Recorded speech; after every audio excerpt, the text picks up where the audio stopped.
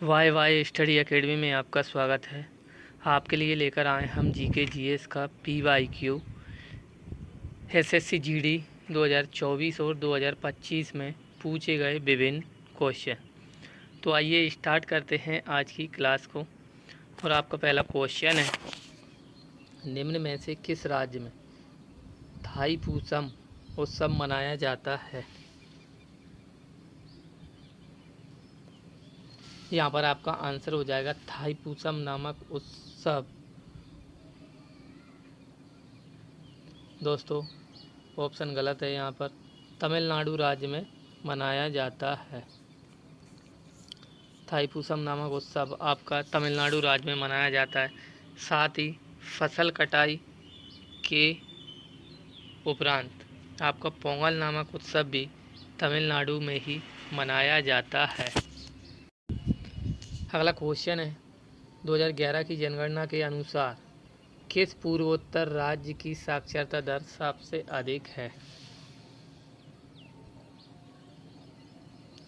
यहाँ पर आपका आंसर हो जाएगा पूर्वोत्तर राज्य की साक्षरता दर सबसे अधिक मिजोरम राज्य में है। अगर आपसे ओवरऑल इंडिया की साक्षरता दर पूछी जाए तो आपका आंसर हो जाएगा केरल राज्य। त्रिपुरा पश्चिम बंगाल से तीनों ओर से घिरा जाने वाला एकमात्र राज्य है।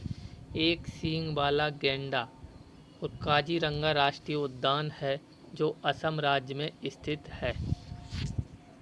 नामदफा अभयारण्य अरुणाचल प्रदेश राज्य में स्थित है।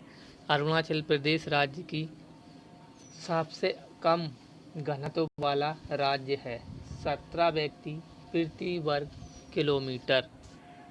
सबसे अधिक जनसंख्या घनत्व वाला राज्य आपका बिहार हो जाएगा। अगर आपसे पूछा जाए सबसे अधिक जनसंख्या घनत्व वाला केंद्र शासित प्रदेश कौन सा है, तो आपका आंसर हो जाएगा नई दिल्ली। अगला क्वेश्चन है, 11वीं पंचवर्षीय योजना की लक्षित वृद्धि दर क्या थी?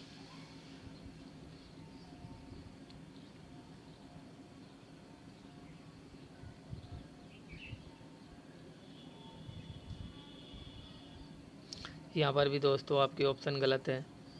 11वीं पंचवर्षीय योजना की लक्षित वृद्धि दर दोस्तों आपकी 9% थी। और यह योजना कब से कब तक चली थी, तो आपका आंसर हो जाएगा 2007 से 2012 तक 11वीं पंचवर्षीय योजना चली थी।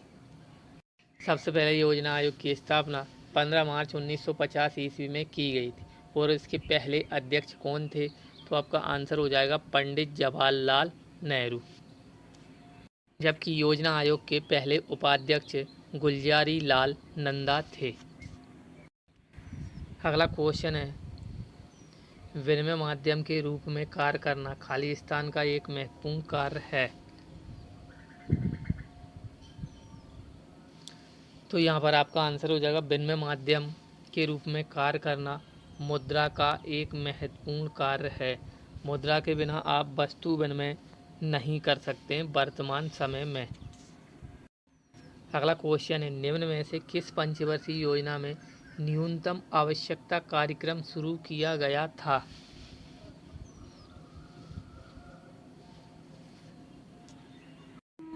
तो यहाँ पर आपका आंसर हो जाएगा न्यूनतम आवश्यकता कार्यक्रम आपका 5वीं पंचवर्षीय योजना में शुरू किया गया था। साथ ही 5वीं पंचवर्षीय योजना में ही इंदिरा गांधी जी के द्वारा गरीबी हटाओ का नारा दिया गया था। अगला क्वेश्चन है, उच्च न्यायालय के मुख्य न्यायाधीश और अन्य न्यायाधीशों की नियुक्ति किसके द्वारा की जाती है?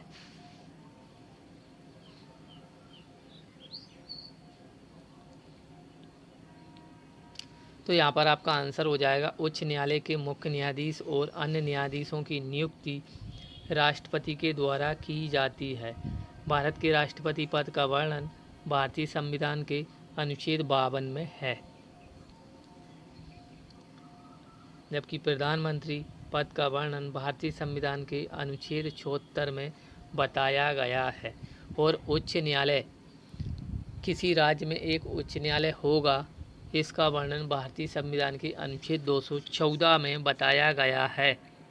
जबकि सर्वोच्च न्यायालय के भारत में एक सर्वोच्च न्यायालय होगा, जिसका वर्णन भारतीय संविधान के अनुच्छेद 124 में किया गया है। अगला क्वेश्चन है, भारत की जनगणना 2011 के अनुसार निम्न में से किस केंद्र शासित प्रदेश की जनसंख्या सबसे कम है? तो यहाँ पर आपका आंसर हो जाएगा, भारत की जनगणना 2011 के अनुसार दमन और दीव केंद्र शासित प्रदेश की जनसंख्या सबसे कम है। चंडीगढ़ एकमात्र ऐसा केंद्र शासित प्रदेश है जो पंजाब और हरियाणा दोनों राज्यों की संयुक्त राजधानी है। अगला क्वेश्चन है, कौन सी पर्वतमाला त्रिभुजाकार है?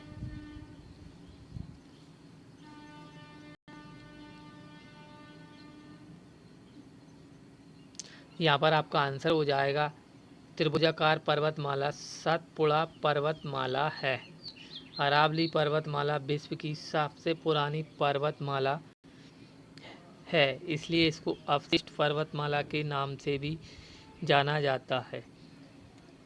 और ये जो सतपुड़ा पर्वतमाला है, इसके शीर्ष पर आपकी रत्नापुरी है, जबकि इसकी दो जो अन्य भुजाएं हैं, यहाँ से आपकी ताप्ती और नर्मदा नदी निकलती हैं, जो कि अपनी एक समांतर दिशा में बहती हैं। ताप्ती नदी बैतूल के मुल्ताई शहर से निकलती है, जबकि नर्मदा नदी अमरकंटक की पहाड़ी से निकलती है। अगला क्वेश्चन है, मौर्य राजधानी पाटलिपुत्र की यात्रा करने वाला यूनानी राजदूत कौन था? यहाँ पर आपका आंसर हो जाएगा, यूनानी राजदूत मेगास्थनीज था, जो कि सेल्यूकस निकेटर का राजदूत था। हेरोडोटस को इतिहास का पिता कहा जाता है और नेचुरल हिस्ट्री नामक पुस्तक प्लिनी के द्वारा लिखी गई है। तो दोस्तों, आपको ये हमारी PYQ की श्रृंखला कैसी लग रही है, प्लीज़ लाइक और कमेंट करके बताएं। दोस्तों, एक क्वेश्चन और रह गया था आपका। क्वेश्चन है, 1930 में दांडी नामक मार्च का नेतृत्व किसने किया था? तो यहाँ पर आपका आंसर हो जाएगा, 1930 में दांडी नामक मार्च का नेतृत्व महात्मा गांधी जी के द्वारा किया गया था। और इसकी शुरुआत कहाँ से की गई थी? तो आपका आंसर हो जाएगा, साबरमती आश्रम गुजरात से की गई थी। इसकी शुरुआत 5 मार्च 1930 को की गई थी और इसका समापन 11 अप्रैल 1930 को की गई थी। इस पर नमक कानून बनाकर, नमक कानून जो अंग्रेज़ों द्वारा नमक की रेट बढ़ाई गई थी, नमक कानून बनाकर महात्मा गांधी जी के द्वारा नमक कानून तोड़ा गया था। साथ ही आपका 1930 में सविनय अवज्ञा आंदोलन को भी शुरू किया गया था। असहयोग आंदोलन महात्मा गांधी जी के द्वारा 1920 में चलाया गया था और भारत छोड़ो आंदोलन 1942 में महात्मा गांधी जी के द्वारा ही चलाया गया था। भारत छोड़ो आंदोलन में ही गांधी जी के द्वारा करो या मरो नामक नारा प्रदान किया गया था। सरदार वल्लभ भाई पटेल को भारत का बिस्मार्क उपनाम से जाना जाता है। भारत के प्रथम प्रधानमंत्री पंडित जवाहरलाल नेहरू ही थे। साथ ही 11 दिसंबर 1946 को संविधान सभा के स्थायी अध्यक्ष के रूप में आपका डॉक्टर राजेंद्र प्रसाद जी को नामित किया गया था। 13 दिसंबर 1946 को पंडित जवाहरलाल नेहरू जी के द्वारा संविधान सभा में उद्देशिका प्रस्तुत की गई थी। तो दोस्तों, आपको ये हमारी PYQ की श्रृंखला कैसी लग रही है, प्लीज़ लाइक और कमेंट करके बताएं और हमारे चैनल को सब्सक्राइब करें। मिलते हैं अगली क्लास में। जय हिंद, जय भारत, जय बाबा साहब, जय संविधान।